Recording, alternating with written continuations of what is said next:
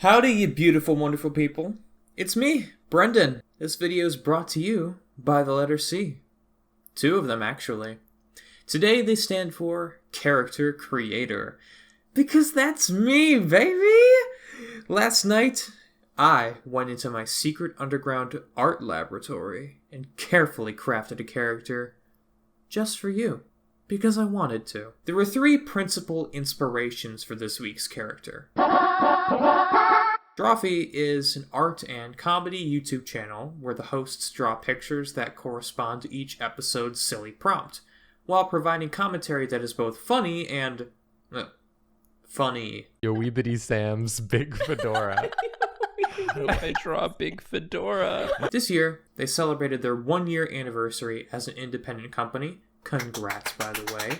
By releasing some merch, which included the metal hoodie. What I love about this design is the juxtaposition of edgy, heavy metal motifs like the goat skull and the gothic lettering, with the goofiness of the tiny face in the center, which is ripped straight from the channel's logo, and the cute yet ghostly cartoon faces on the sleeves. What I don't love is that it won't ship until mid-September. What am I supposed to wear until then?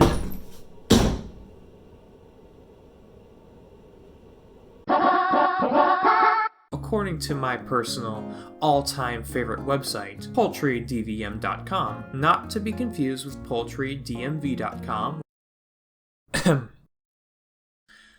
Polymorphia is a genetic birth defect and a type of congenital malformation of the limbs that can sometimes occur in chickens, and is defined as the growth of additional limbs attached to various body regions.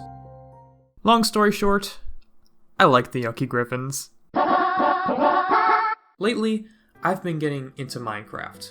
Now, I'm not particularly interested in the big Minecraft milestones like summoning the Wither, or fighting the Ender Dragon, or faking a speedrun, but I do like building houses.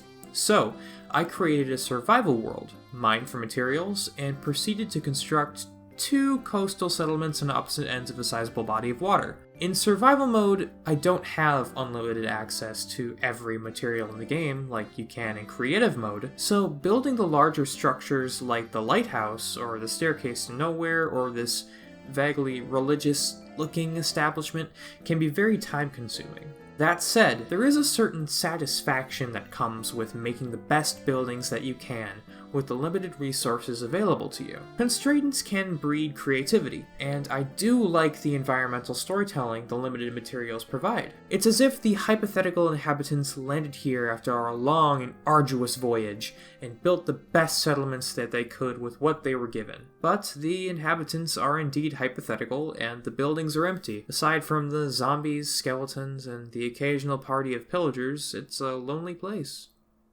In other words, it's a ghost town.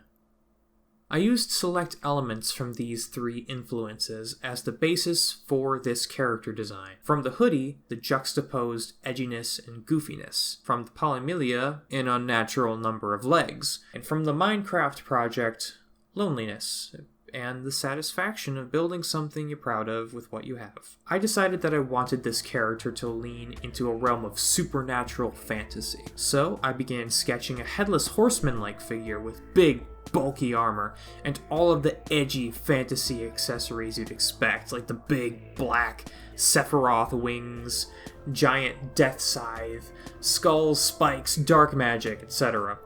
Big ol' pauldrons are also a staple of edgy fantasy armor sets, but I made these pauldrons in the shape of goat skulls to preserve the heavy metal aesthetic. I like the idea of the Headless Horseman base, because having a pumpkin with a cute face carved into it as a head would certainly offset the edge of the rest of the armor, while still being creepy in its own right, especially if it was lit with an eerie, ghostly glow. To incorporate the extra legs, I originally thought to make the character an armored headless centaur, but the legs in that horse formation with the already present headless horseman motif made the overall body feel too familiar. I eventually opted to put the 4 legs on a bipedal humanoid frame, 2 facing the front, 2 facing the back.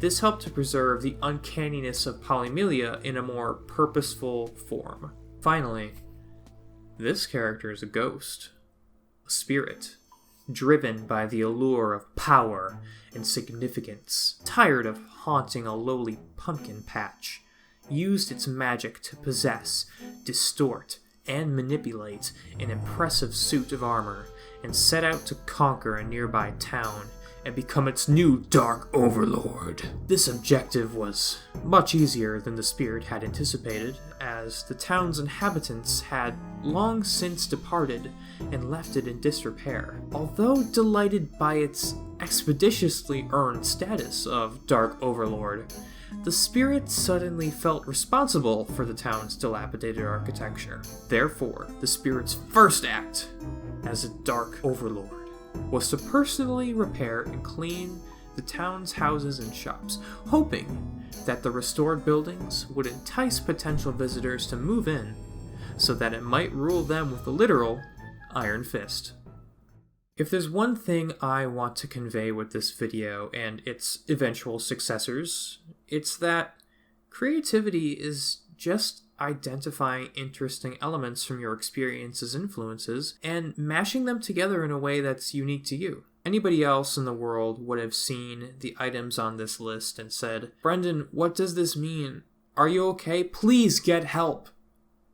But then they would have come up with a character concept that's far different from what I ended up with. Examine your interests, figure out why you're interested in them, and start creating. If I can do it, you certainly can too. You can also like this video, subscribe, and if you want, comment below with what character concepts based on this stuff that you came up with. I promise I will not steal them unless they're really good. Thanks for dropping by, everybody. New old shanty video out next week. Later, man.